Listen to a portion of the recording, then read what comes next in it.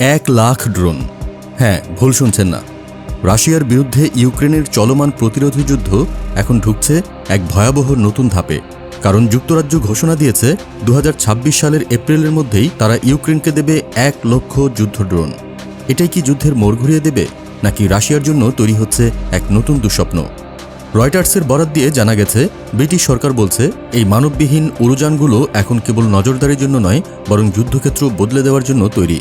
আর এই ঘোষণা এসেছে এমন এক সময় যখন যুক্তরাজ্য তাদের নিজস্ব স্ট্র্যাটেজিক ডিফেন্স রিভিউ বা কৌশলগত প্রতিরক্ষা পরিকল্পনার সুপারিশ বাস্তবায়ন করছে।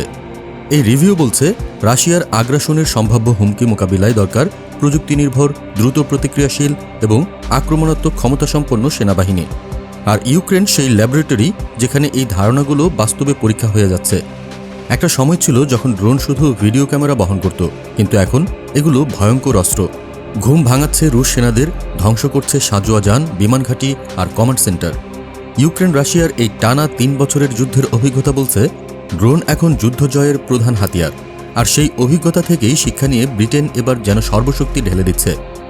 এই ঘোষণাটি এসেছে ইউক্রেন ডিফেন্স কন্ট্যাক্ট গ্রুপের ব্রাসেলস বৈঠক থেকে, যেখানে 50টি দেশের অংশগ্রহণ ছিল। আয়োজক হিসেবে ছিল ব্রিটেন আর জার্মানি। সেখানে ব্রিটিশ প্রতিরক্ষামন্ত্রী জন হিলি জানান, শুধু ড্রোনই নয়, ইউক্রেনকে ইতিমধ্যেই দেওয়া হয়েছে 1,40,000 গোলাবারুদ।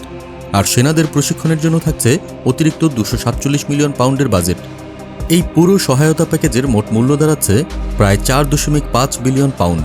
এটা শুধু সামরিক সহায়তা নয়, এক ধরনের বার্তা রাশিয়ার উদ্দেশ্যে যে পশ্চিমারা এখনও পুরোপুরি প্রস্তুত। কিন্তু প্রশ্ন হলো, এই 1,00,000 ড্রোন কি ইউক্রেনকে যুদ্ধ জেতাতে পারবে, নাকি রাশিয়া এবার পাল্টা আরও ভয়ঙ্কর প্রস্তুতি নিয়ে হাজির হবে? বিশ্ব যেন এখন 2 ভাগে বিভক্ত, প্রযুক্তি বনাম আগ্রাসন। আর এই যুদ্ধ শুধু ড্রোনের নয়, কৌশলের। আগামী দিনে ইউক্রেন রাশিয়া সংঘর্ষে এই ড্রোনগুলো কি করে, তাই হয়তো ঠিক করে দেবে ইতিহাস কোন পথে যাবে। আপনার মতামত কি? এই সহায়তা কি রাশিয়ার পরিণতি নির্ধারণ করবে, নাকি এটা শুধুই আরেকটি রাজনৈতিক শো?